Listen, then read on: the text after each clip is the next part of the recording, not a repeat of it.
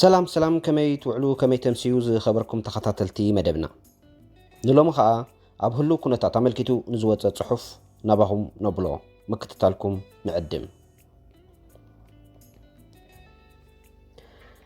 عقال اتحاحزا ايرترا نلهيقان كلل تግራይ يغاغيون كيهلو كلل تግራይ اب عمي قلولاوات يلو قطباوي ፖለቲካውን ወተሃደራውን ኩነታት ትخلل اب تحواس ኩነታት ይርከብ ፖለቲካ ከባቢና ዓሚቁን ዘይፈልጥ ወገን ህልው ኩነታት ክልል ትግራይ ምስ ናይ ድሕሪ 2018 ምዕባሌታትን የተሓሕዞ ይኸውን ይኹን ዳ እምበር ህልው ኩነታት ተታክልል ድምር ውጽኢት ናይቲ ንኸባቢ ፍርቂ ዘመን ዝኸደ ምስኩንነትን ምስ ገዛእ ርእሱን ክተዓረቕ ዘይከኣለ ፖለቲካዊ ዕላማ ወይ ስትራቴጂ ነዚ ዝንቡዕ ፖለቲካዊ ዕላማ ዝፈጠረን ኣብኡ ዝዓኸኸን ህወሓት ድማ ሎሚ ንገዛእ ርእሱን ንህዝቢ እታኽልልን ግዳይ ገይርዎም ይርከብ ክሳብ ናብ ዝሎም ወሪድዎ ዘሎ ደረጃ ወሪዱ ሓቀኛ መልክዑ ዝቃልዓ ድማ እዚ ዝንቡዕ ፖለቲካ ህወሓት ንኢትዮጵያን ንጎረባብታ ሃገራትን ከቢድ ዋጋ ኣኽፊልዎን እዩ ኤርትራ ጎረቤት ኢትዮጵያን ምስታ በዚ ዝንቡዕ ስትራቴጂ እዚ ዝተፈጥረት ክልል ትግራይን ብቐጥታ እትዳወብን ብምዃና ዝኸፈለቶ ዋጋ ዝኸበደ እዩ እቲ ቆስልኹም ኣይትሕከኹ ብምባል ናይ ዕብያት ቅሬታ ዘቕረበ መሪሕነት ትግራይ ካልእ ገዚፍ ቆስሊ ዘስዓበ ሰለስተ መጠነ ገዚፍ ወራራት ዝተረኣየሉ ኩናት ክኸፍት ሕብሪ ዓይኒ ኣማኻኒዩ ንብረት ንጹሃን ክራስን ቆልዓ ሰበይቲ ኣባሪሩ ብሓደገኛ ግንባራት ኩናት ክሰጉግ ከገድድን ግዜ ኣይወሰደሉን እቲ ሙሉእ ዓቕምታት ኢትዮጵያ ኣኽቲቱ ዘራያ ተኸቲሉ ዝኸፈቶ ኩናት ኣብ ግንባራት ውግእ ክዕወተሉ ስለ ዘይከኣለ ንመጠንቀቕታታትን ጻውዒታትን ሰላምን ኤርትራ ዕሽሽ ብምባል ናብ ዝገደደ ጽልእን ቅርሕንትን ዝወልድ ፖለቲካዊ ቁማር ተነቒቱ ኤርትራ ብቁጠባ ክትሕነቕ ህዝቢ ኤርትራ መድሃኒትን ድራር ዕለትን ተሓሪሙ ብጥሜትን ሕማማትን ክሃልቕ ብምውጣን ሓንሳብ ሰንዓ ፎሩም ብምቋም ብኣርባዕተ ማዕዝን ከበባ ፈቲኑ ድሒሩ ድማ ምስ ታሪኻውያን ተጻባእቲ ኤርትራ ብምሽራኽ ኣህጉራዊ ማዕቀብ ከም ዝጸንዕ ገይሩ ጎን እዚ ድማ መንእሰይ ኤርትራ ካብ ውልቃውን ሓበራውን ዕቤትን ሃገራዊ ዕማምን ንምውካር ኣብ ከባቢ ዶባት ማዓስከራት ፍልሰት ብምቋም ዕሉል መርበብ መሸጣ ደቂ ሰብ ዓሊሙ ኣህጉራዊ ዝርግሐ ዘለዎ ገበን ፈጺሙ ከምዚ ብምግባር ከም ፖለቲካውን ዲፕሎማሳውን ዓወት ብምቕጻር ድማ ኣብ መራኸቢ ብዙሓን ብምቕራብ ነቲ ኣብ ኣፍንጩ ኣርሒቑ ዘይሓስብ ስትራቴጂ ብዓውታ ክዛረበሉ ተሰሚዑ ህዝቢ ኤርትራ መሪሕነቱን ነዚ ኩሉ ቁልዕን ስቱርን ተጻብኦ እናረኣየ ብዓቕልን ልዝብን ከይተሓለልና ክንሰርሕ ኢና ኣብ ዝብል ጽኑዕ መትከል ረጊጾም ከም ቃሎም ከዓ ነዚ ዝንቡዕ ፖለቲካ መሪሕነት ህወሓት ብልዙብ ፖለቲካዊ ሜላን ዓቃል ርእሰ ምግታእን ናብ ጠረጴዛ ሰላም ኣልጀርስ ኣብፂሖሞ ከም ውጽኢቱ ድማ ነቲ ከም ቀንዲ መበገሲ ኩናት ዝጥቀመሉ ዝነበረ ናይ ዶብ ምስምስን ሓንሳብን ሓዋሩን ሕጋዊ መዕለቢ ከም ዝግበረሉ ገይሮም ይኹን እምበር እቲ ምስ ገዛእ ርእሱ እውን ክተዓረቕ ዘይክእል ስትራቴጂ ዝኽተል ህወሓት ምስ ኤርትራ ዕርቅን ሰላምን ምቕባል ኣይኮነሉን ካብ ዝኸፍአ ናብ ዝበኣሰ ብምዕራግ ጽልኡን ባእሱን ምስ መንግስቲ ኤርትራ ዘይኮነስ ብቐንዱ ምስ ልዕላውነት ኤርትራ ምዃኑ ዘረጋግጽ ተጻብኦታት ቀጺሉ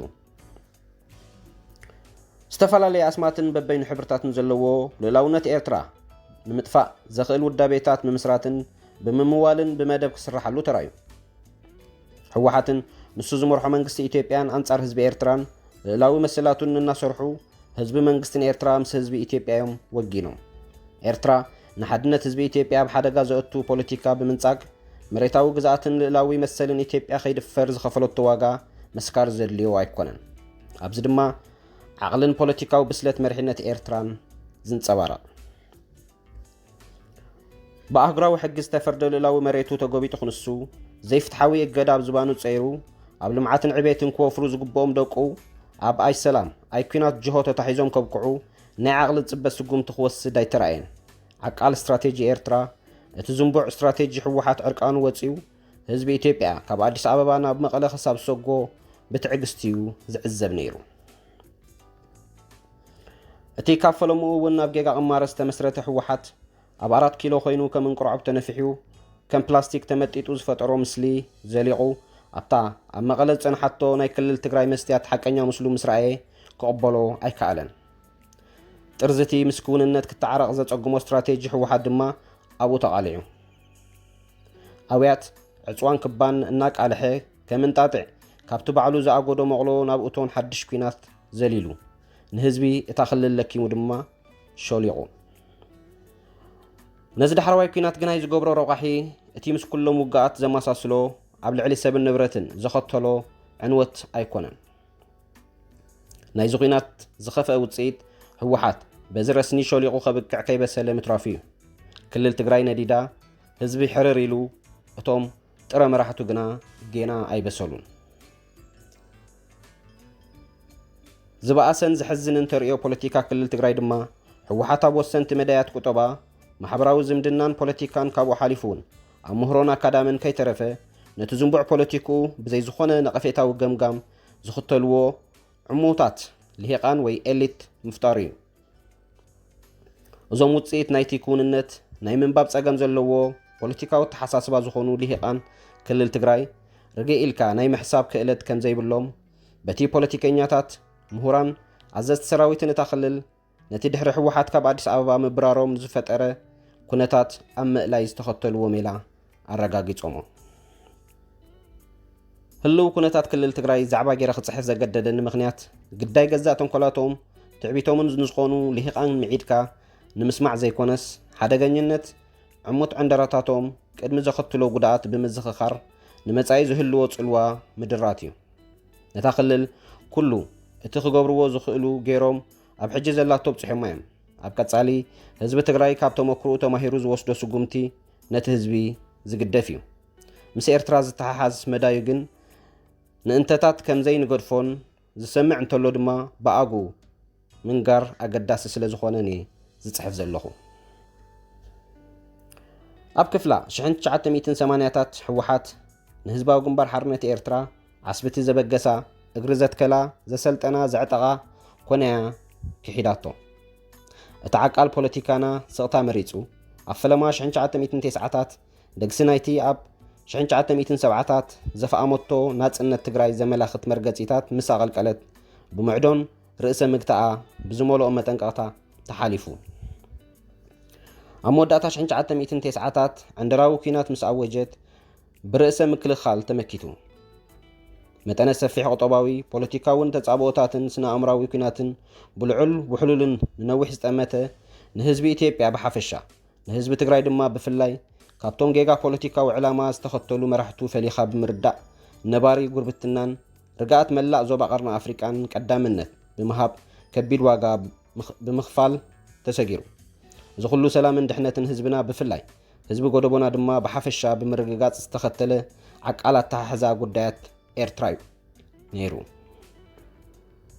እዚ እቲ ባዕሎም ነዚሖም ባዕሎም ዝጎሰምዎ ኤርትራ የኛ ናት ኢትዮጵያ ግን ሁላችን ናት ዝብል ኣጉል ፕሮፓጋንዳዊ ዘመተ ዘጠናቅቕ ስትራቴጂ ኣይኮነን ንሕና ኣህዛብ እዚ ዞባ ንናይ ሓባር ፖለቲካዊ ድሕነትን ረብሓን ብዘይ ምትዕምማጽ ብሓባር ሰሪሕና ንገዛእ ርእስና ንዞባና ናብ ጂኦ ፖለቲካዊ ሓይሊ ንምቕያር ዝዓለመ ከቢድ ዋጋ ንኸፍለሉ ዘለና ፖለቲካዊ ዕላማ እዩ ህዝቢ ኢትዮጵያ ኮነ ህዝቢ ትግራይ ድማ ልቦና ይሃቦም እንተመራሕቱ ግን ህዝቢ ክሸልቕ ጌና ንሶም ኣይበሰሉን ብጥሪኦም ከም ዘለዉ እንሆ ላህጆኦም ኮነ ተግባራቶም የረጋገጽ እዚ ድማ ብናይ ሓባር ቃልሲ ክምከት